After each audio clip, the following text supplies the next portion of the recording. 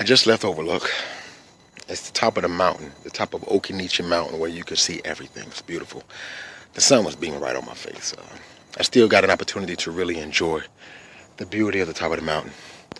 There was a few other white folks there. I didn't want to stay too long because they were gonna. I needed the privacy, so I didn't really want to share that moment. So I stayed there for a little while. Gave the coconut to my Babatala at the top of the mountain, and then this older couple, Oyimbo couple, that I had came across on the trail earlier with the dog. The same dog that I was afraid of. So I'm leaving that part of the mountain now. On my way back. On my way back. Again, just thankful for everything that I have. I mean, simple stuff like stuff we overlook. Like, just thankful to be alive, for one. Thankful for air, for the sun, fire, the elements, soil. Without these things, we would not be alive, We need to take the time to appreciate the life that helps facilitate our life, But living in the Western world, they have no regard for other forms of life. They don't even really have a regard for human life. But I don't come from that stock of people. I'm African. I'm Tikar. My people presently live in Cameroon. And I've had the pleasure of visiting my people 2 summers ago, summer 2013. Okay, back at a crossroad. Do I go the opposite direction, or do I go back the way I came? I think I'm gonna go back the way I came. I'm gonna go back this way. Go this way.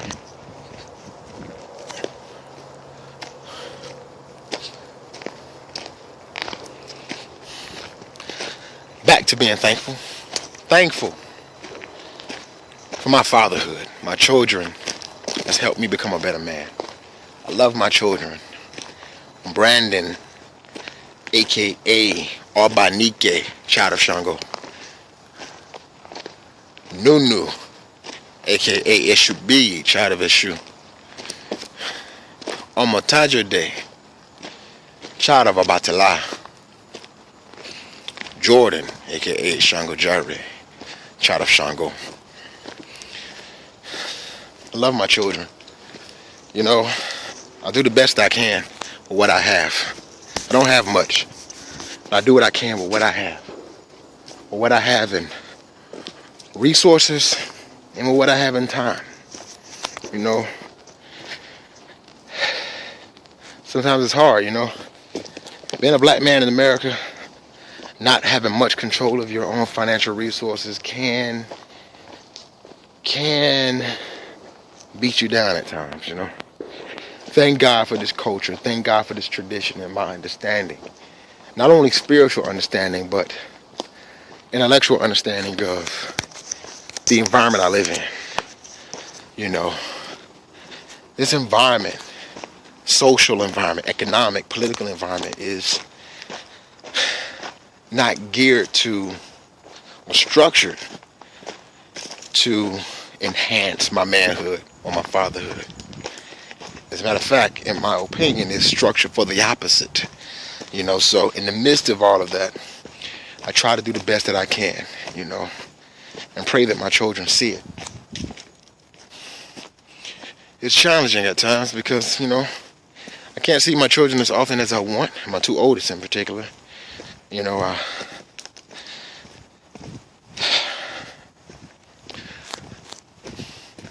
only see them when I get paid, which is only once a month. Not because I want to, because that's all I can afford to do. And honestly, I really can't even afford to do that. I usually spend up most of my gas money on the weekends with them. And usually have to borrow money for the remainder of the month to feed myself and gas, just so I can give them their time, the little time I do give them. But again, that's where my faith come in.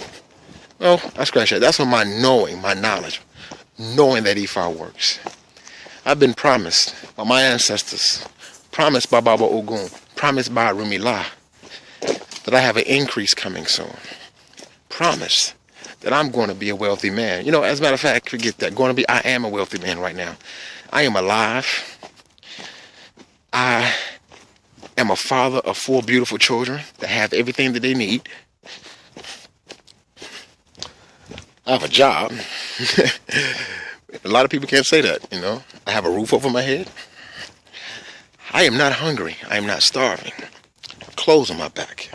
I've seen my people in Africa, in Cameroon and Nigeria, struggling day to day just to eat, just to put clothes on their back, keep a roof over their head, have access to clean water.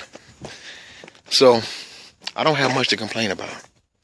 I want to stop right here and let you all get an opportunity to see what I see, how beautiful this is. Check this out.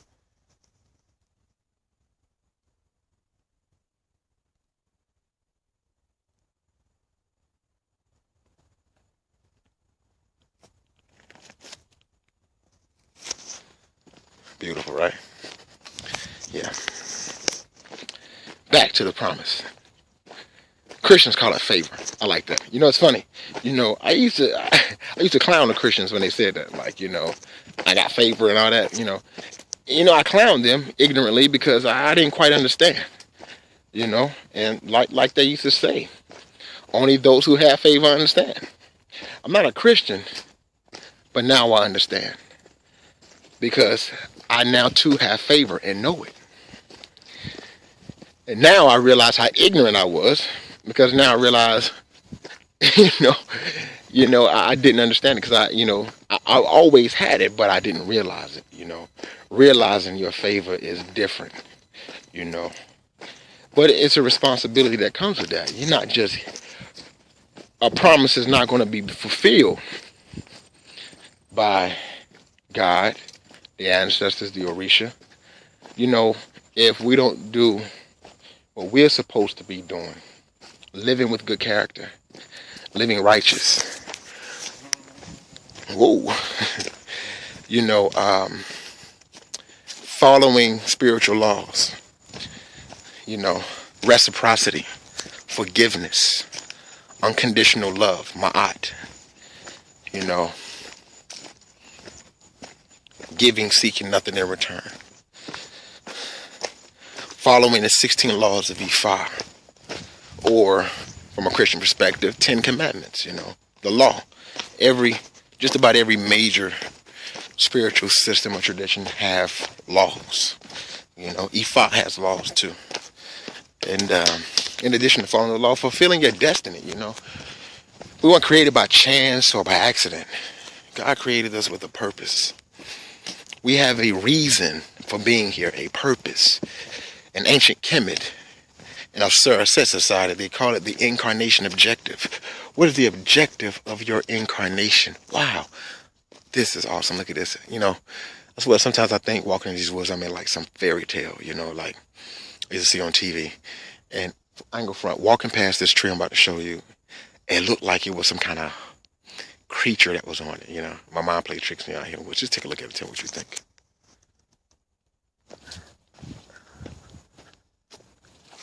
It's weird. I thought it was like some type of bear animal hugging the tree, but it looks like some type of outgrowth of the tree.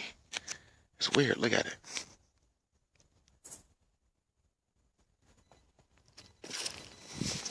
You see some amazing things walking in the woods.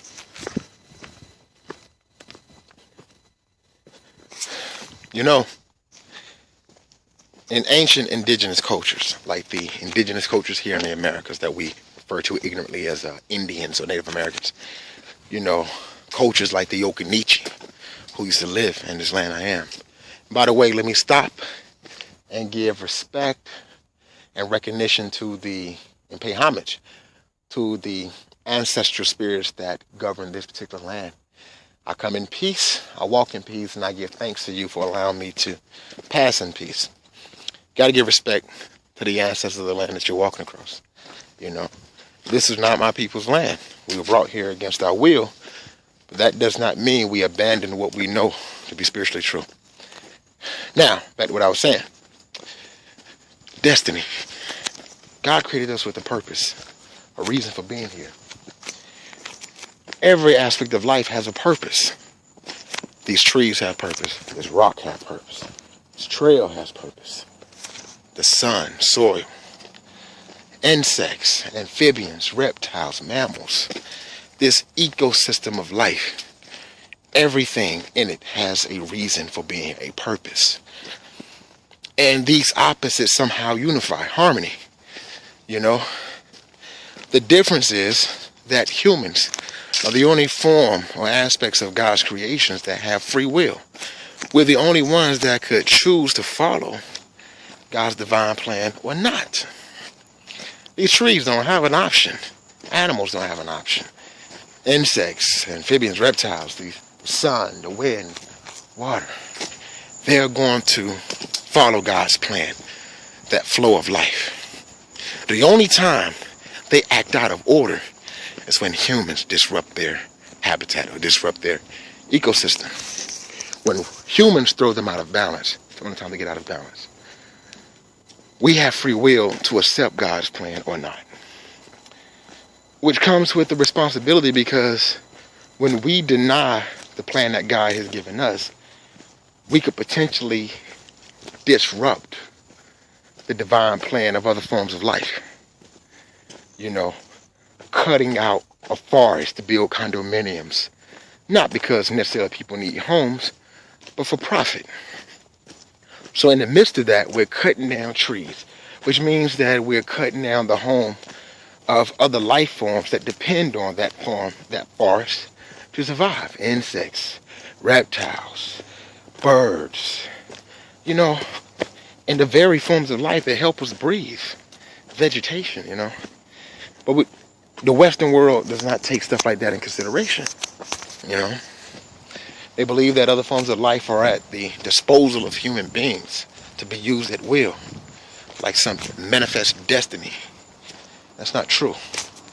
It's not true at all. Thank God my ancestors reconnected me with the tradition of our people, led me to Ifa, the tradition of the Orishas, the tradition of the Yoruba people of Nigeria. Thank God for the Yoruba people of Nigeria, one of the few ethnic groups of Africa that managed to preserve their tradition. Because Ifa, or what our brothers and sisters in Cuba refer to as Lukumi, Ifa has been a spiritual orphanage for many Africans in the West who want to reconnect with Africa from a spiritual perspective. Most of us are not Yoruba, but we're African. We come from many different groups in West and Central and South Africa. But the Yoruba spiritual system, known as Ifa, or Orisha worship, or Lukumi, or Santeria, you know, this tradition has given us a home to reconnect us culturally and spiritually with Africa, which essentially connected us to who we are. Like, I would not know that I'm Tikar of Cameroon. I would not know that my people are not even originally from Cameroon. We've only been in Cameroon for 800 years, migrated from the Nile Valley, not even knowing that the Nile Valley is not our origin. My people are from Yemen, migrated to the Nile region and then to Cameroon. Been living in Cameroon for 800 years. I got that from the information, piece of oral history from the chief of Ngambe Tikar on my trip, my pilgrimage back home. You know, so it's nothing like hearing history of your people from an elder chief sitting in his home giving you oral history of a few thousand years of your people, your bloodline. It's nothing like that. I was the first descendant of our people to visit Bankim. The first African American, the first black in the West, the first African in the West to come back home since slavery to Bankim. I was the first male to come back to in the town. My tribal sister, Anita Woodley, who lives not too far from me, she was the first to visit a traditional Tikar village known as in the town, where I stayed actually for about 4 or 5 days. But Bankim, the source of Tikar people in Cameroon, I was the first to visit Bankim, the home. Had a chance to get my traditional Tikar name there by Chief Genji. He named me after his great-grandfather, Kunji. I am Kunji II. His great-grandfather is Kunji I. Looks like we have reached a fork in the road.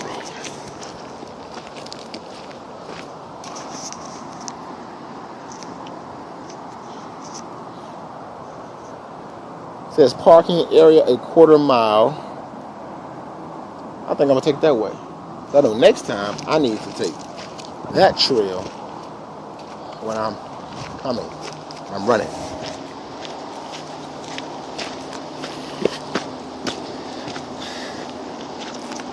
If told me I gotta fast this week on juice. Very, very disciplined this week. Baba Ogun, the epitome of discipline. I gotta show and prove this week. Nothing but juice and water. And I'm training, so I gotta figure out how I'm gonna work that out. So I think I want to do apple juice and orange juice. Some of that natural sugar can give me some energy to sustain my runs.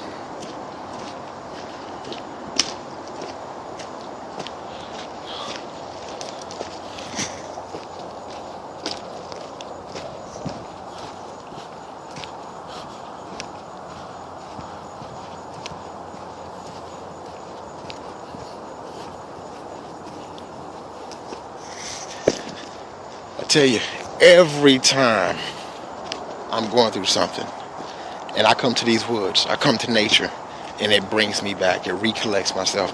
Yesterday I was having a moment, having an internal moment from a crossroad I have recently come to. You know, ego was kind of hurt, you know, because feeling like I'm losing someone in my life. But it's not the first time, you know. And, you know, this crossroad was necessary because it's like, it made me think, like, why wasn't I concerned about losing this person when they appeared to not be going anywhere? But it's only when it appears that they're going somewhere where I take interest. So I had to ask myself that question, because these crossroads are for a reason. These crossroads that she brings us to is to help us to get a better understanding of ourselves and how we can overcome these challenge areas within our spirit that's keeping us from manifesting our destiny and being the people that we were created to be, you know. So you know, I was feeling kind of down, and I had planned on fixing the item for the ancestors, you know, yesterday, but my energy was not right, so I needed to sleep it off, wake up today fresh, brand new, which was perfect, because I woke up this morning, did my prayers to my Ori, told the Mare, greeted the shrines, meditated with the Batala, and it was all I needed. And I made the item move with beautiful energy, and it was great. So yeah, but yeah, back to that. You know, so coming here to the woods is healing for me. Nature is healing. I've been telling people recently that I've decided I'm going to learn how to hunt, bow hunt with a bow and arrow, hunt wild turkey, hunt something I'm actually going to eat. So I don't want to take the life of an animal just for the sake of taking his life, or to say I can shoot a bow and arrow. It's going to be something that I want to learn to do, not just to develop my skill as a hunter, but I feel it's a way I'm going to connect with Baba Ogun and Baba Oshosi, being a priest of Ogun. And also, I think I'm going to develop a relationship with nature in a way that I've never developed before. Because to bow hunt I want to learn how to bow hunt in an indigenous way, not in the Western white man's way, where they have to camouflage themselves and pretend to be in sync with nature in order to trick their prey. Native Americans didn't have to do that. The animals literally accepted them as being a part of the ecosystem, which made it difficult to detect them because they didn't appear to be a virus. They didn't appear to be a, what's the word I'm looking for? A foreign agent, so to speak.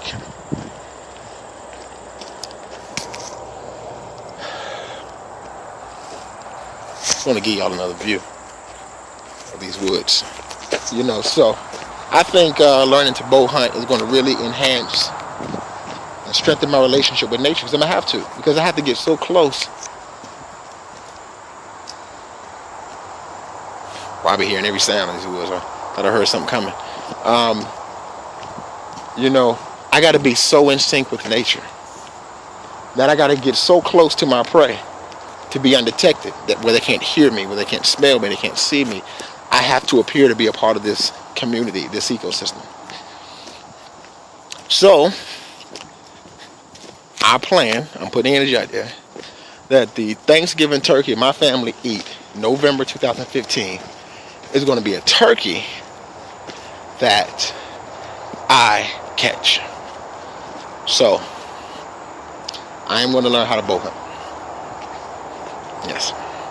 So I first got to find out where wild turkeys are. And number two, I need to find me a bow.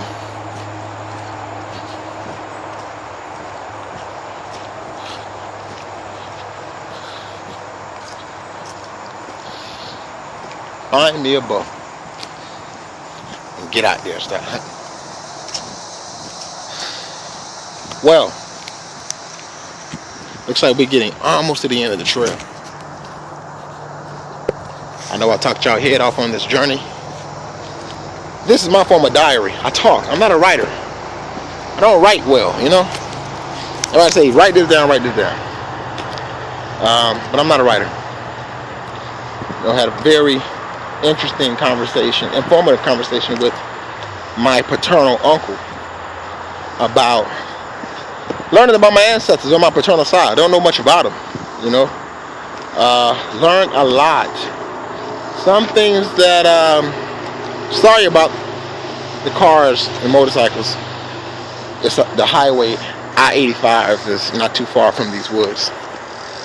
But, heard some things about family members that were disturbing, but something I needed to hear, because all the negative traits and positive traits of my ancestors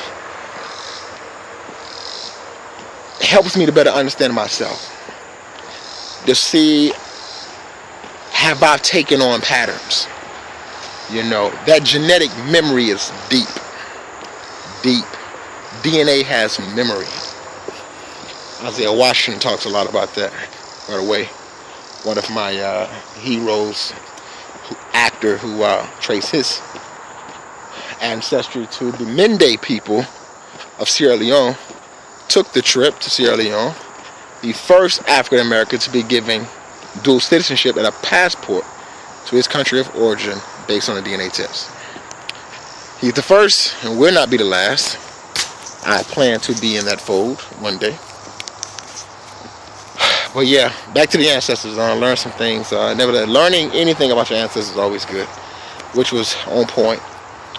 Consider I was making an ID move for them, you know. So some things I'm going to meditate on and think about, and realize that there's a lot of healing work that still needs to be done ancestrally and with myself and my family. And the beauty part about life, I plan to live to 112 years old, 16 cycles of 7 years. I'll be 36 on Friday, September 5th. It is Sunday, August 31st. And guess what? We are coming to the end of the trail, on our way out to the parking area.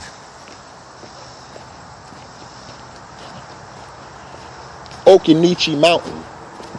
Beautiful hike, beautiful scenery. All right, y'all. Thank you for taking this journey with me. And see y'all next time. Odabo.